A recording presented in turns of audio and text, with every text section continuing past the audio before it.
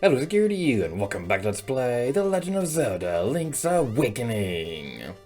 In the previous episode, we conquered the final dungeon in Colin Island, Turtle Rock, and we obtained the final instrument of the Sirens. In today's video, we'll be showcasing everything there is left for us to do in the world of Link's Awakening, and then awakening the Windfish at long last. Now, I want to amend something that I said a couple of videos ago. By a couple of videos ago, I mean towards the beginning of the project. I mentioned before that the flowers here, after you left Turtle Rock and you lost Bow Wow, you won't be able to go back into place again. I'm wrong about that. I didn't know this until recently, but the magic rod can burn the flowers. I didn't know about that until recently, and when I saw that I was like, wait, hold on, how long has that been a thing? It is a little lame that if you miss something in here, you can't get it until, you know, the end game, but it is what it is. Oh, this area would be so much easier to navigate if we still had Rocky! Oh, Rocky, how could you leave me like this? The first matter of business I'd like to take care of is going to be back on Tall Heights. We have one more camera picture left for us to take, and I always think that this one's on the west part of Tall Heights, but actually no, it's more towards the eastern part. So, yay, that's something that I still get wrong even after 100 plus playthroughs of this game. So go over this way. I'm going to destroy this thing of grass because it's making fun of me. Hey, this represents your adventures perfectly. I'll call this one Close Call. I'm too close. I should back up. That's not formatted properly. Why is the... Couldn't they have just made the last word down one word? Yeah, that always bothers me. Ah! And he was never seen again. Heading back to Crazy Tracy's place. We have almost all the places explored in Colin Island except for these 3 squares. There is literally nothing over here that's worth mentioning. Like, I thought I had the croissant equipped. There's literally nothing in these 3 squares that are particularly noteworthy. There's no heart pieces or secret seashells or anything like that in like any versions of this game. So I often find that these 3 squares are the last ones that I always explore in every single playthrough of this game. But if you want to know what they look like, this is what it looks like. And that was so worth it, if you ask me. I don't know, maybe you could use it as a shortcut if you're going from the cemetery, if you want to go back to the camera shop or anything like that, but it just feels kind of pointless.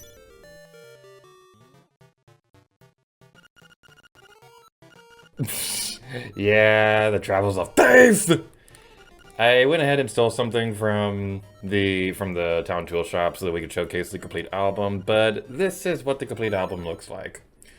Just know that off-screen I am going to be rewinding so that we don't get called thief during the end game, because even during the super emotional moments later, they're going to keep calling us thief, and that's not going to be the most ideal thing in the world, so yeah, I'm not too fond of that. But I will say, I absolutely love these pictures, and I was so sad that they didn't update them in the Switch remake. We'll talk about that more when we get around to showcasing the remake itself, but that was probably my biggest disappointment with the Switch version of this game, is that the art style they have for the cutscenes in the game is just awesome looking, but they don't use the new art style for these pictures, which kind of seems like the biggest no-brainer in the world. So, yeah, I love that they're here. They still look awesome, and if you have the ability to print them on a Game Boy printer, it's totally worth it. But the fact that they didn't update them in the remake is very disappointing. Marin's back! Thank you for everything. Link, you're the kindest boy I know. One day, I made a wish to the Windfish. What was the wish? It was... No, it's secret. We showcased this earlier in the game, but after you finish the trading side quests and you collect the magnifying lens, round and round the passages of the egg, this combination will become available to you. And also, like I said earlier, this will change randomly depending on the playthrough. There are 3 possible combinations, So if it's not the combination in this video for you, then chances are it's going to be one of the other two. All the possible combinations will be in the description below. This book reeks of secrets. Where are you from, brother? Outside the island? What is outside? I never thought about it. The giant egg on top of Tamaranch Mountain? They say the wingfish is sleeping inside of it. Why? I don't know either. They didn't say the line! No! They're supposed to be like, I don't know either, I'm just a kid. Why didn't they say that in the end? And also with the super amazing powers of the magnifying lens, we can go inside this cave, and we can see this guy. We saw him earlier in the adventure, but now it's time for us to finally trade for the reward. Whatever item's in our B button. Okay. Ugh, don't give me that item. How about something else? I believe the sword is the only thing that... The sword and the ocarina are the only ones that you'll outright not take. What can we get rid of? Realistically, the shovel probably is the most useless thing for us right now, but I'm going to keep it on hand just for the fun of it. Let's get rid of the Pegasus boots instead. I found a good item washed up on the beach. I'll trade it for your whatever you have in your B button. Okay. You got the boomerang in exchange for the item you had. Does anybody else remember watching Boomerang on Cartoon Network? It was like the best thing ever. Give me back the boomerang, I beg you. I'll return the item you gave to me. Not now. Oh, yeah, okay, whatever. I mean, dude, you got Pegasus boots. I mean, they might not be the right size, but you know, they'll totally look epic on you. I don't want to guard an acorn. But yeah, this is the boomerang. It's honestly just okay. I mean, yeah, it is another projectile item, which could be pretty useful. But the thing is, I never get this before, like, it becomes kind of useless. I mean, it's not useless or anything like that, but it gets outclassed by pretty much every other projectile in the game, so I never really feel the need to ever use this thing. I mean, the only thing it has going for it, aside from everything else, is the fact that you can cut through multiple items, but then even then, the magic rod can do that, and it can also pick up distant items, but the hookshot can do that too, so it is neat, but probably not the most exciting boomerang in the Zelda series. And now that we've seen everything there was for us to see and do on Coldent Island, we have all the heart containers, we have all the secret seashells, we've taken every picture. It's time for us to say goodbye to this place. Mount Atamo Ranch. Our long journey is about to come to an end.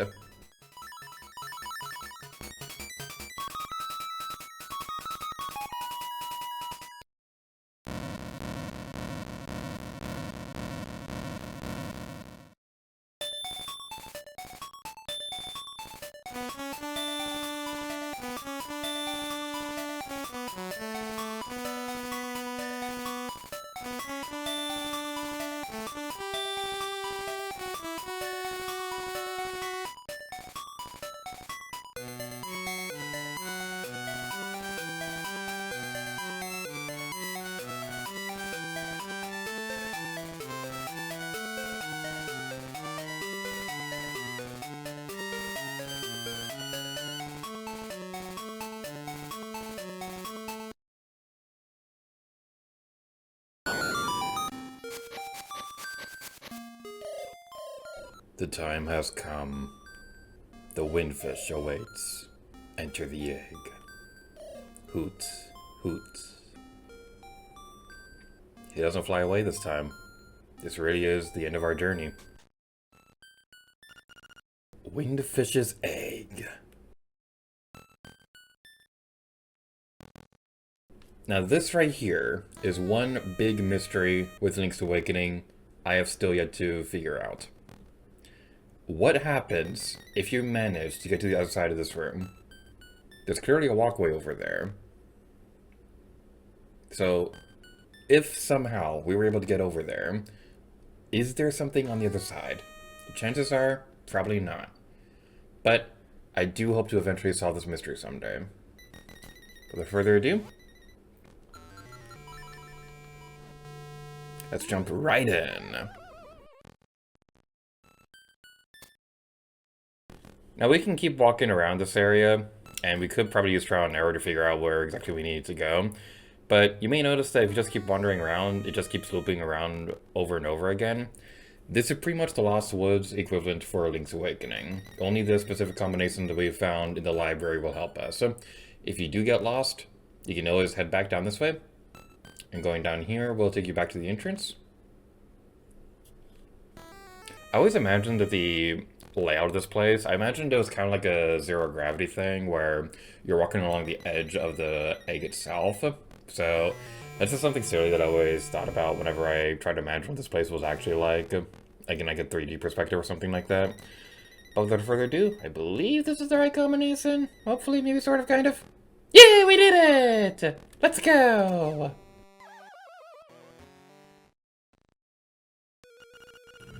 We were born of nightmares. To take over this world, we made the windfish sleep endlessly. If the windfish doesn't wake up, this island will never disappear. We would have been the masters of this place, but you had to come here and disrupt our plans. You can never defeat us. Let's rumble.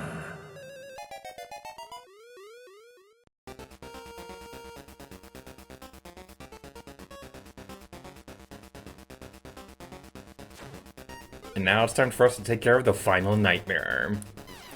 I mentioned earlier that the game does a kind of a subtle way of hinting that this world is a dream by just being kind of a flat-out more weird Zelda game. I didn't think about it at the time, but the fact that the bosses are called nightmares, that's also a bit of foreshadowing that I didn't think about until recently.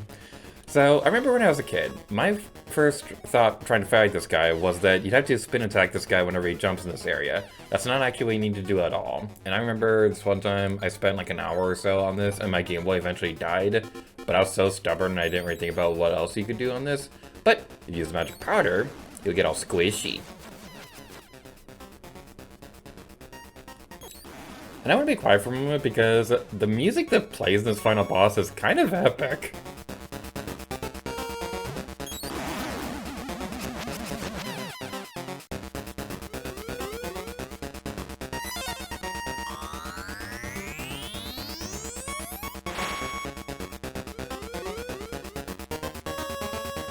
Our second phase, the Nightmare of Aghanim.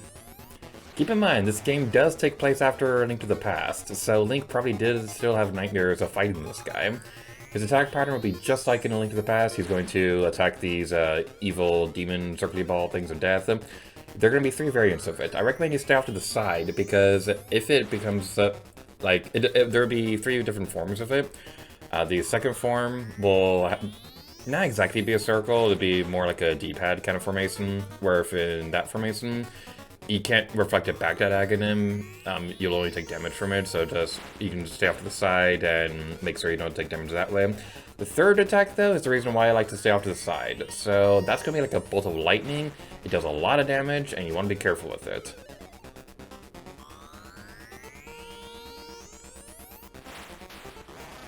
I'm kind of hoping he does those other phases, because I have had encounters where the lightning attack never appears. I'm kind of hoping it does, because that'd be cool. If it doesn't, that's fine.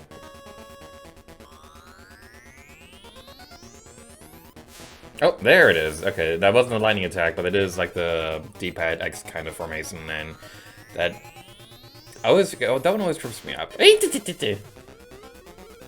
Yeah, that one always trips me up, and I still try to attack it back at him, even though that's not really what you need to do at all. Get away from me! Okay, you've showcased that attack before. Can we see the lightning, please? I would like to see the lightning very much.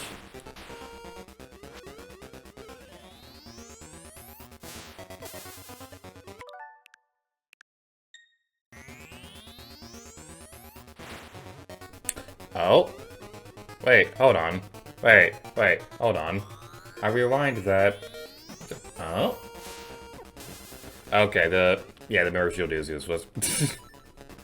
But that's interesting to know. It is random. Like, I always thought that if it was random, that it would have generated when the animation first appears, but That's not the case. Huh. That's interesting. So the next phase, the Nightmare of Moldorm. I'm sorry everybody who played Link to the Past was already having nightmares about this guy. Not me, because I didn't play that dungeon until I was like a teenager or whatever, but yeah, I did. It wasn't exactly nightmares, but I was like, oh no, the guy from Tail Cave is such a meanie poopy head. How dare you hurt my feelings?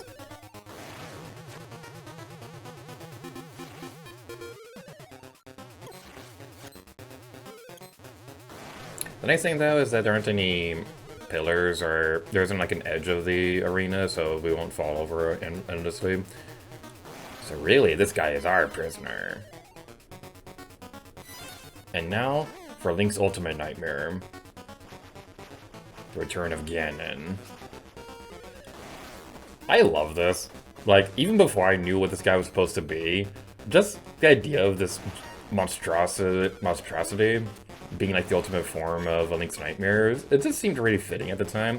And then when I played Link to the Past later and realized, wait, hold on, this is just like the ending of Link's Awakening. Oh, that's what Link's Nightmare is all about. Oh my goodness, that's pretty clever. Yeah, when I realized that, it was pretty interesting. Keep in mind, I did play Link to the Past when I was a kid, but I didn't really get far into it until I was, I want to say like 13 or whatever. It was before I started the Let's Play channel, but it was a bit later on in my Zelda career.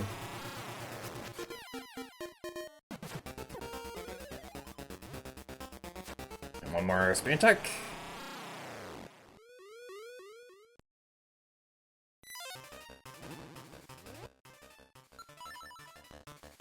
Why does the music change to just the regular boss theme? I'm not very fond of that, because the final boss music in this game is awesome. But then it just goes back into like the regular dungeon theme, and I don't know, I'm just not too fond of that. But what is kind of interesting though is that this form kind of resembles Vadi in a way. So I know Vadi didn't exist at this point in time. That didn't come out until like, what, 10, 15 years later, because this game came out way before Four Swords did. So yeah, it was about 10 years or so. So even though it definitely wasn't intentional, I like to think that this is like some kind of variation of what Vadi actually was. So we mentioned before that my theory that the nightmares may have been like some kind of like this world's equivalent of the Terminian counterparts, or like the tribe from Majora's Mask or something like that. So it makes me also wonder, if Vadi could be related to them, if that's the case. Probably not. It's probably just a coincidence, but it's just something, it's just like a fun detail that us Zelda fans can think about. Firing the bow and arrow into the sky. It's the law of the Zelda series. If you see an eyeball, it must die. Oh, you're almost there. You're almost there. Almost there. Almost there. Come on, come on, come on. We're almost there. We're almost there. We're almost there. Yeah, we did it! Woo! Okay, we did it. We did it. We did it. And it was awesome. That being said, let's play one more time. You look so silly when we rewind. It's like, wee!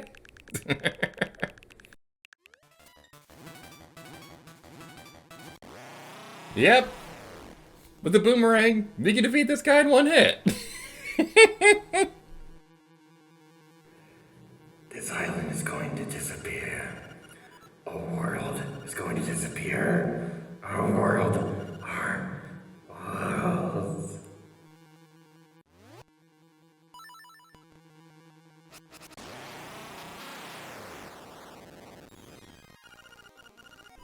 Link, you have beaten all the nightmares. Climb the stairs before you.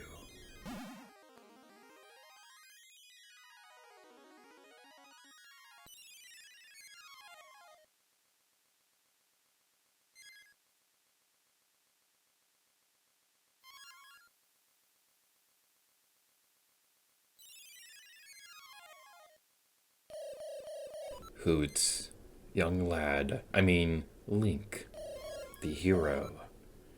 You have defeated the nightmares. You have proven your wisdom, courage, and power. As part of the Windfish's spirit, I am the guardian of his dream world. But one day, the nightmares entered the dream and began wreaking havoc. Then you, Link, came to the rescue of the island. I've always trusted in your courage to turn back the nightmares. Thank you, Link. My work is done. The windfish will wake soon. Goodbye, Hoots.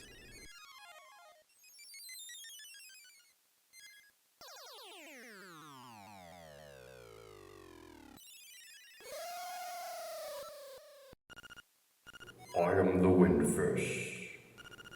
Long has been my slumber. In my dreams, an egg appeared and was surrounded by an island with people, animals, an entire world.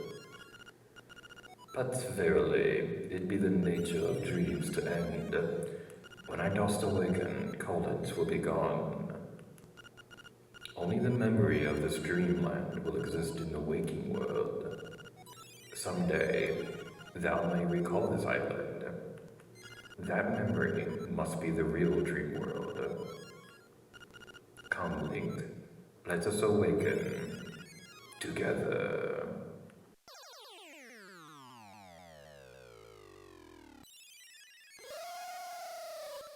Play the 8 instruments. Play the song of awakening.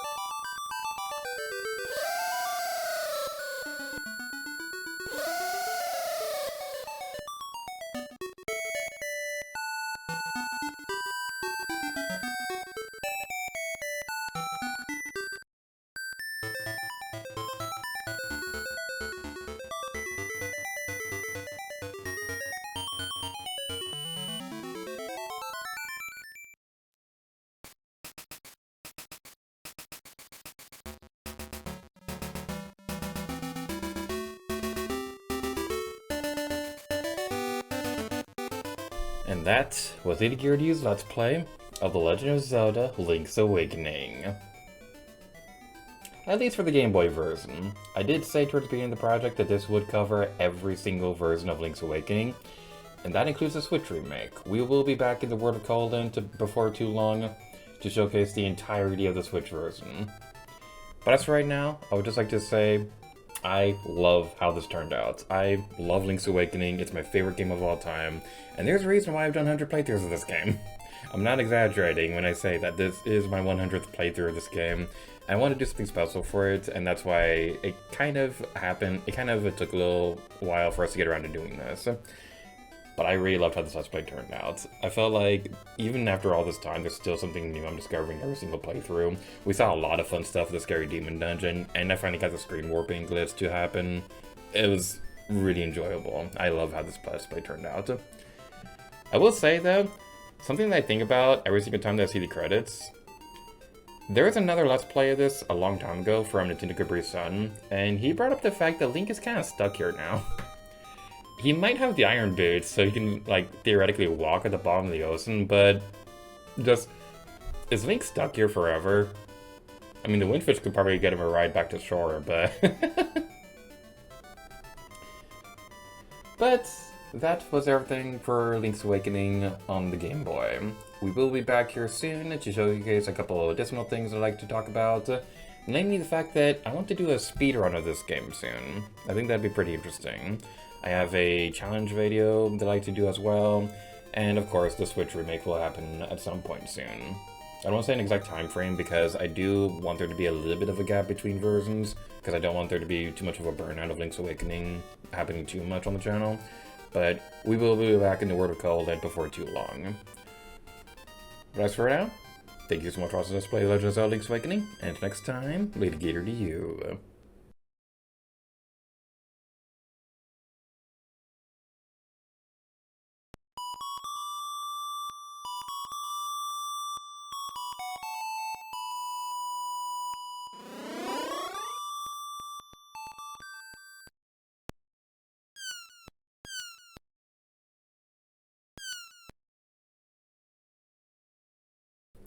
If you make it throughout the entire game without dying, Marin will be saved from Ballad.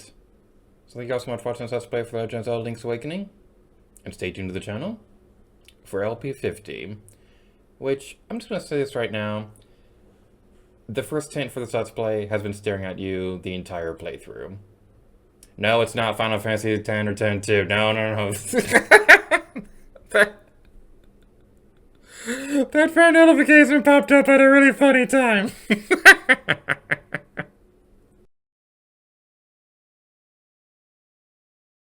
This has always bothered me about the Game Boy Zelda games. When Link does a spin attack in Link's Awakening, he spins counterclockwise. But in the Oracle games, he spins clockwise. Like, no! That just throws me off every single time I see it. It just looks so wrong.